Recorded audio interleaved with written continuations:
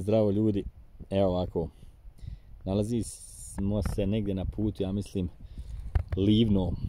Livno, Tomislavgrad, Livno, i sad ovako naiđem na neko malo odmorište, reko tu ću ja fino stati sa psima, tu je prikolica, tu je auto, znači psi su tu i onda stanem ovdje i budem šokiran, evo ovako, znači ljudska vrsta, ne mogu kako sam se vratio iz Njemačke u Bosnu, znači svaki dan srećem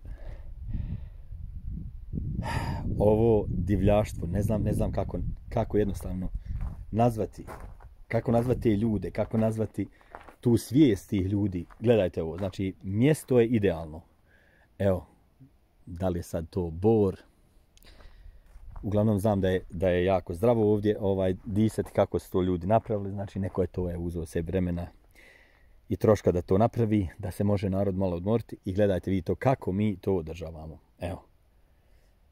Evo sad bi mene bilo strah ovdje stati sa djecom, sa psima, sa bilo čim i bilo kim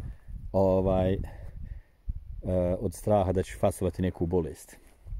Boga pita šta sve ima bačeno ovdje. Evo, narode, pa je li to moguće?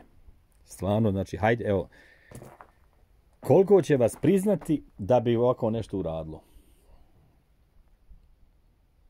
Evo, pogledajte. Znači, razočaran sam iz dana u dan, sve više i više našim hajvalnukom, majke mi kao narod uopšte ne zaslužujemo da živimo u ovakvoj lijepoj zemlji. U ovoj ljepoti mi ne zaslužujemo, ne. Ovdje treba naseliti divokoze neke ili šta ja znam, ali nas treba odavde protirati.